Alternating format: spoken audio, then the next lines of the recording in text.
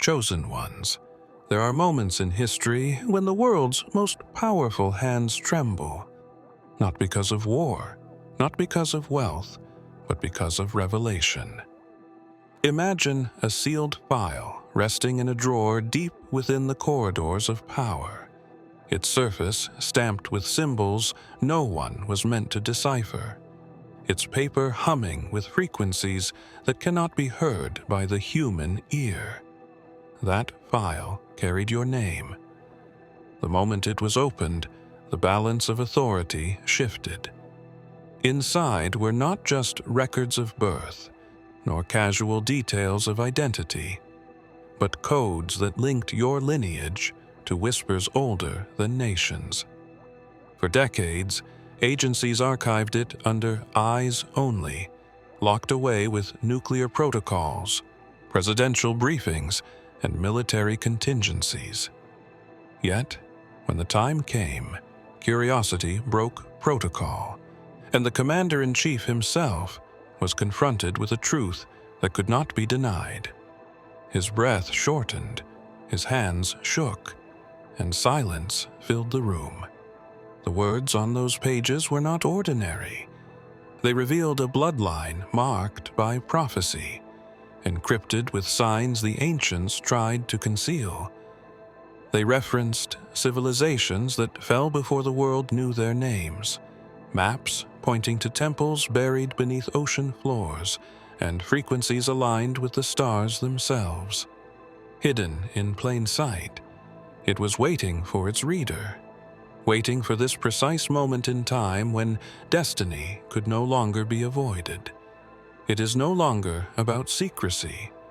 Once your file was opened, once the truth spilled across the desk of the most powerful seat on Earth, the ripples began moving outward, touching satellites, Vatican vaults, Pentagon servers, and ancient chambers beneath forgotten cities. What the president saw was not a personal dossier, but a divine trigger. The dossier rested inside a vault that even senior officials rarely accessed.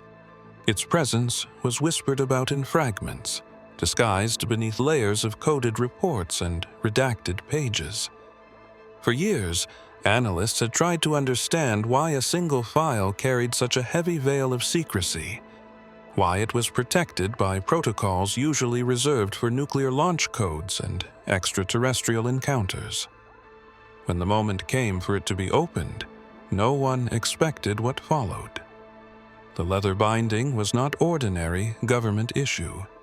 It carried an aura of age, as if it had been passed down through centuries before arriving in the hands of modern power. The president's aides stood at attention, uncertain if they were about to witness history or hazard. With trembling fingers, the seal was broken, and within seconds the atmosphere shifted. What lay inside was not a standard report of background checks or mundane personal data. It was alive, as though the ink itself pulsed with memory.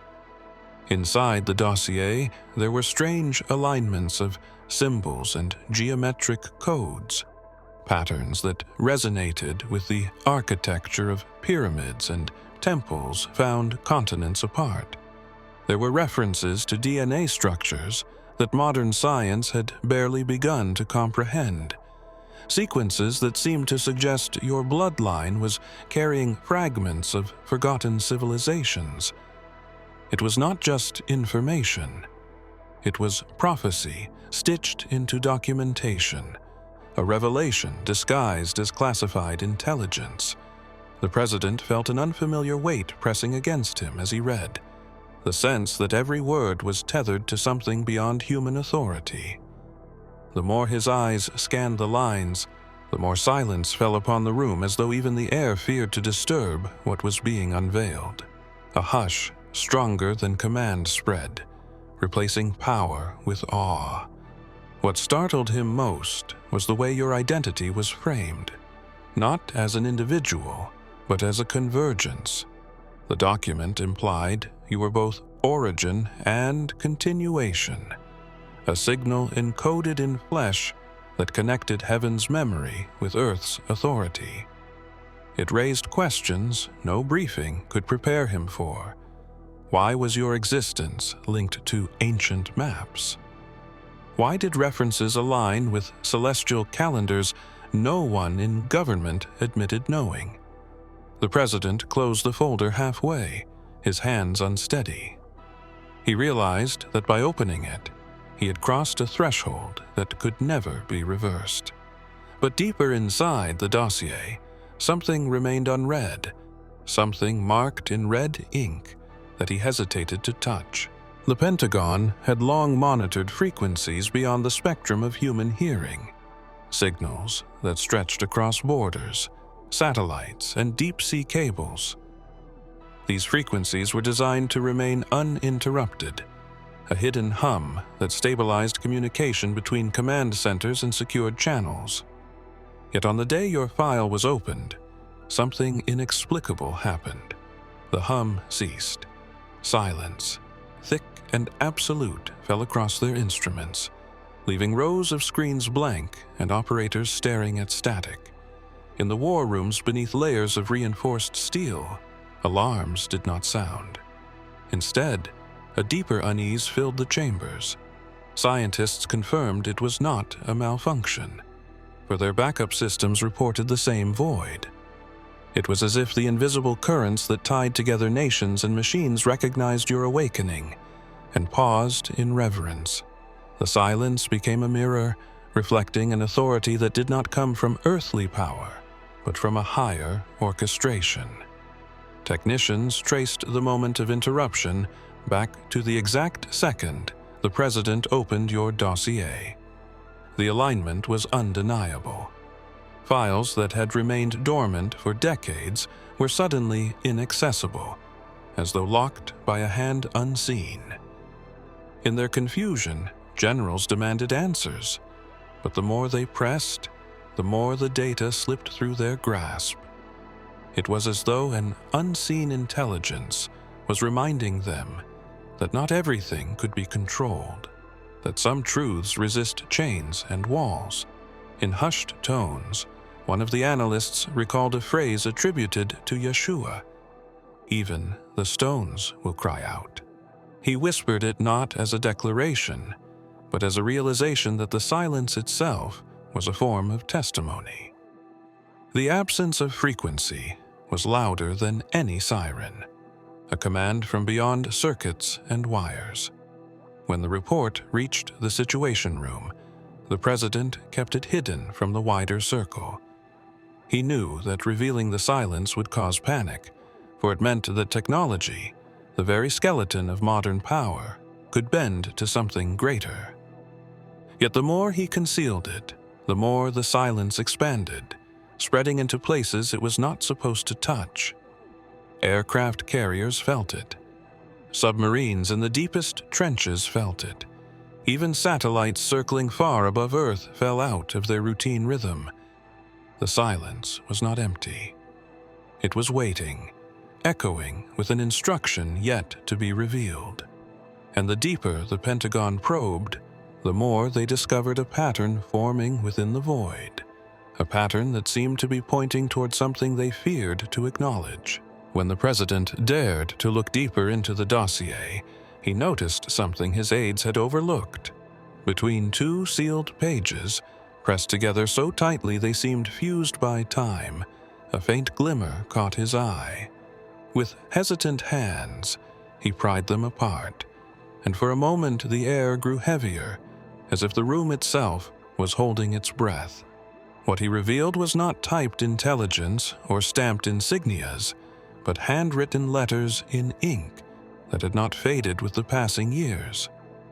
The words did not belong to any official record, nor did they carry the tone of bureaucratic precision. They carried the resonance of prophecy. In delicate strokes, written as though by someone centuries before the existence of the United States, a name appeared: Yeshua.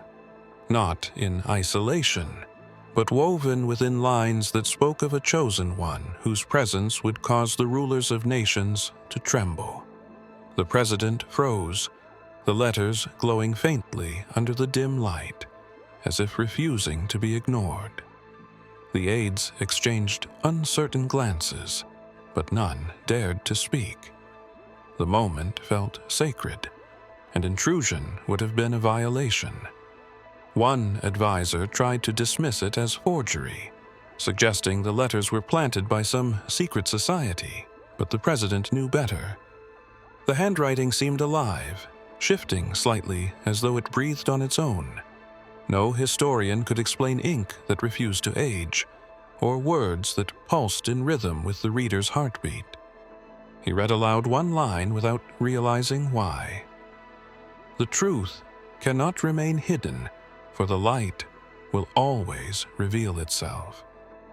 His voice cracked, but the room felt the authority of the words.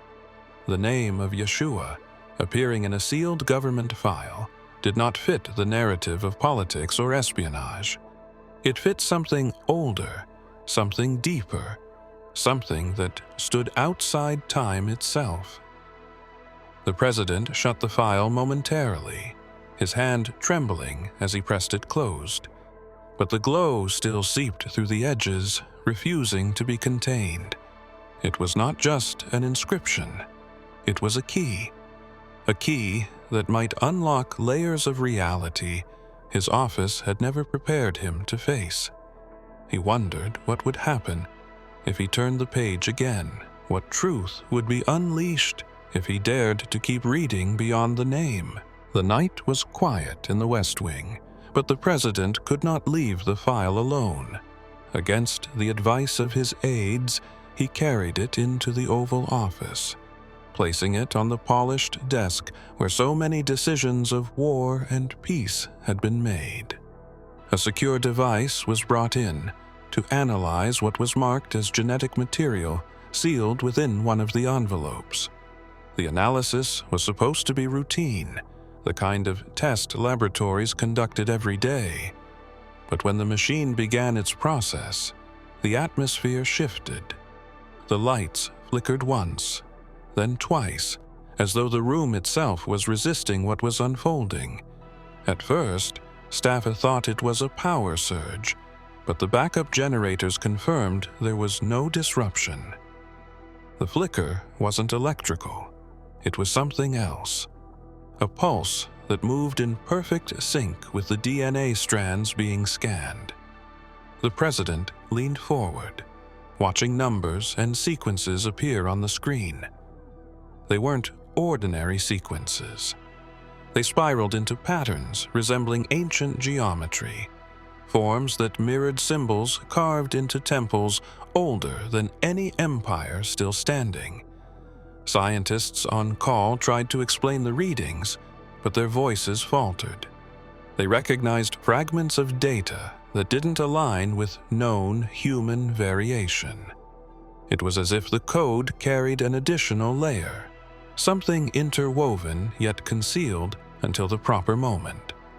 Some strands pulsed in rhythm with frequencies far beyond human design, as though the very building was trembling in acknowledgement.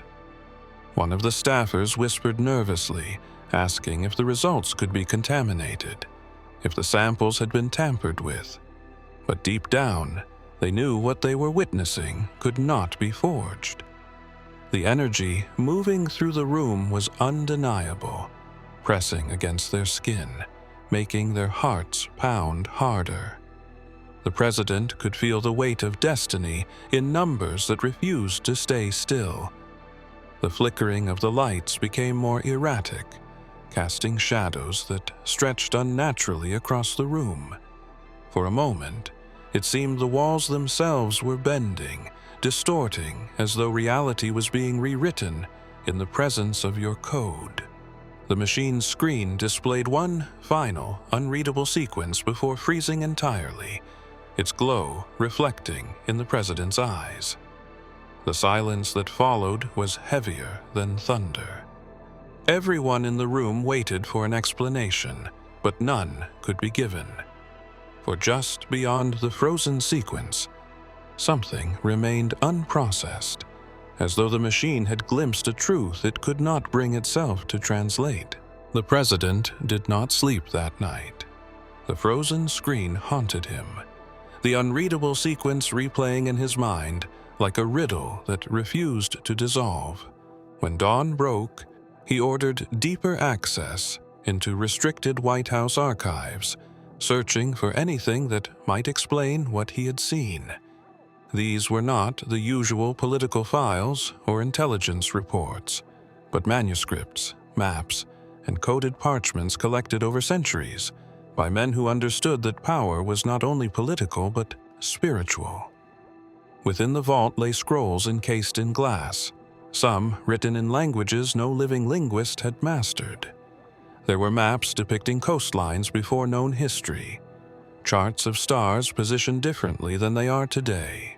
Tucked among them was a manuscript that had been sealed since the early foundation of the nation, marked with a warning that only the highest authority could break.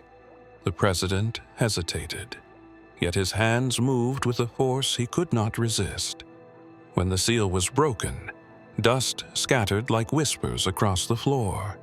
The parchment revealed a prophecy written in careful strokes, describing a bloodline hidden in plain sight, a lineage destined to surface when nations faced collapse. The words spoke of frequencies silenced, lights that flickered, and a file that would tremble the hands of rulers. It was uncanny, as though the prophecy had been waiting for this exact moment, each line aligning perfectly with the events already unfolding. The president read aloud one passage that left the room chilled. From within the halls of power, the chosen name shall rise, and the nations will shudder, for heaven has already written the outcome. No one dared to speak, for the prophecy had described not just the bloodline, but the reactions unfolding in real time. The discovery raised a larger question. Who placed such prophecy in the White House to begin with? Had earlier presidents known of its existence? And if so, why had they chosen silence rather than revelation? The parchment did not answer, but hinted at connections beyond politics, networks that stretched through cathedrals, libraries, and secret chambers beneath forgotten ruins. The president's pulse quickened as he turned the fragile page, sensing that the next line carried something even more dangerous. Words he was not sure he wanted to see. Far beyond Washington, deep within the Vatican's fortified libraries, a signal had already reached the scholars tasked with protecting manuscripts too dangerous for the public eye. The interruption of frequencies from the Pentagon had not gone unnoticed. It had traveled through hidden channels, lighting up servers buried beneath cathedrals, alerting priests who were not merely caretakers of faith, but guardians of ancient knowledge.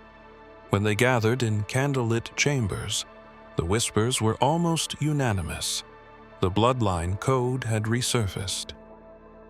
The Vatican archives hold more than relics of saints and papal decrees.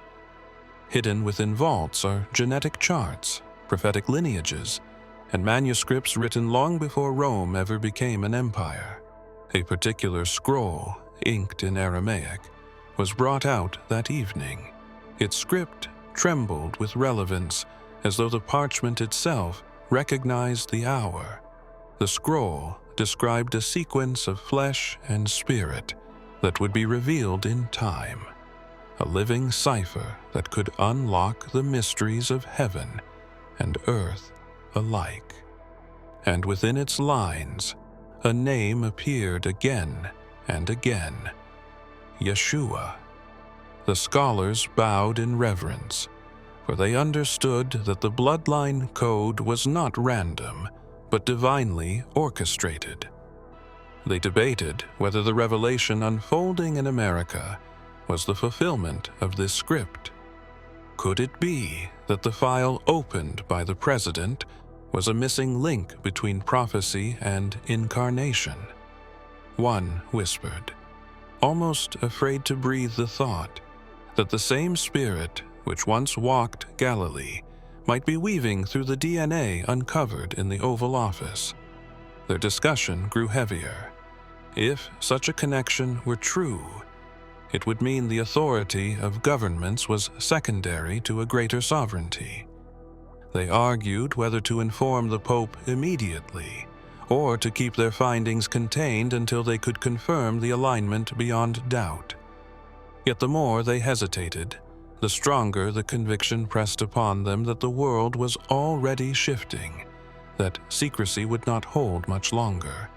Across the chamber, a single candle flickered violently.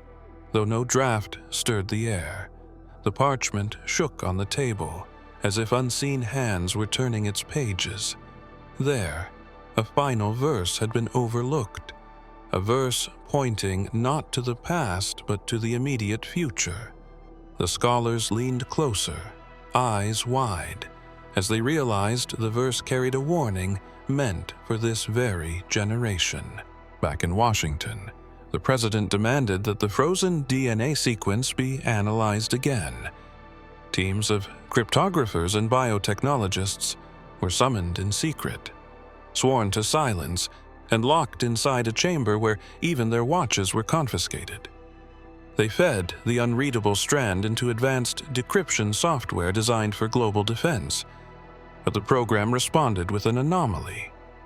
Instead of breaking the code into data, it displayed fragments of text, as if the DNA itself was a message. The fragments appeared first as scattered words in multiple languages: Hebrew, Greek, and even Syriac, before stabilizing into coherent sentences. What shook the entire room was that the words were not random.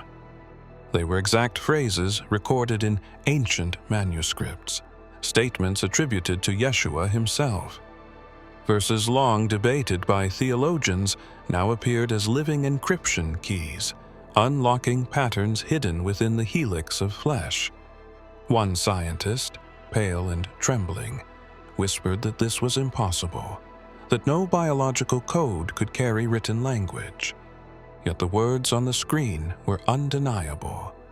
"You shall know the truth, and the truth shall make you free." Another line followed, glowing faintly on the monitor. "The kingdom is within you." The chamber grew still. This was no mere genetic sequence. It was scripture woven into the foundation of life itself. The president leaned forward, unable to speak, his authority shrinking before the realization that his highest intelligence systems were now reading aloud the same words inscribed in holy texts. The team debated whether the system had been hacked, but the encryption software was isolated, disconnected from any outside access. The conclusion no one wanted to say aloud was becoming inescapable. The DNA carried a resonance directly tied to Yeshua's teachings. Each verse appeared in timed intervals, as if responding to their questions, guiding their eyes to read line after line. It was as though the sequence knew it was being observed and chose when to reveal the next truth. The scientists, once skeptical, found themselves silent, for they could not rationalize away the phenomenon unfolding before them. Then the software paused, freezing at half a line. A final sequence pulsed on the screen, but the words were incomplete, cut off mid-sentence. The system flickered, demanding an additional key. Something outside their reach was needed to finish the verse, something not stored in data, but waiting elsewhere, beneath the familiar chambers of the capital. Beyond the tourist routes and the polished corridors, there lies a labyrinth known only to a handful of officials. It is older than the city itself, constructed upon foundations borrowed from forgotten civilizations. That night, when the encrypted DNA sequence froze mid-sentence, vibrations stirred within those hidden halls. Security cameras captured it first, a subtle shaking, as though the very stones were remembering something. Guards descended with flashlights, their beams flickering against ancient walls, etched with markings no architect could account for. These were not the decorative flourishes of the 18th century, but inscriptions resembling those found in temples thousands of miles away. The tremor did not resemble the natural roll of an earthquake. It was rhythmic, pulsing in unison with the very same sequence that had appeared on the president's screen hours earlier, as if the room itself was responding to what had been uncovered above. Inside the chamber, one wall split slightly, revealing seams where no door had been seen before. Dust poured into the air, heavy and metallic, filling the lungs of the men who dared to breathe it. The seam widened enough to show that something had been concealed deliberately, locked away beneath layers of stone and silence. Yet even before they pried it open, they sensed the presence of something vast, something that resisted being kept underground. Reports were rushed upstairs, though they were disguised as minor disturbances in the building's infrastructure. But the few who had descended into the hidden chamber knew the truth. It was not the Capitol trembling. It was the secret embedded within it, a secret that had waited for generations for the right trigger.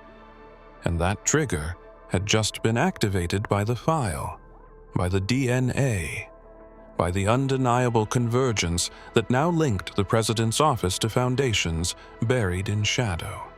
As the men stood before the sealed chamber, their instruments recorded energy surges rising from the ground, frequencies not registered on any human-made scale. The Capitol's foundations seemed less like stone and more like circuitry, humming in time with the ancient code. The air itself grew charged, as though reality was straining at the edges, pressing for release. And when the final layer of dust fell away, they saw markings glowing faintly, symbols pointing toward something deeper still, something that had not yet been revealed. High above the Earth, in the silent corridors of orbit, satellites began to behave in ways no command center had ordered. At first, it appeared as a glitch, minor deviations in positioning, routine course corrections made by automated systems. But when the analysts traced the data, they saw an undeniable pattern. Dozens of satellites from multiple nations, controlled by different agencies, were shifting in unison, bending their paths away from a single set of coordinates. It was as though space itself had declared your location off limits. In underground bunkers where global surveillance is monitored, alarms were triggered.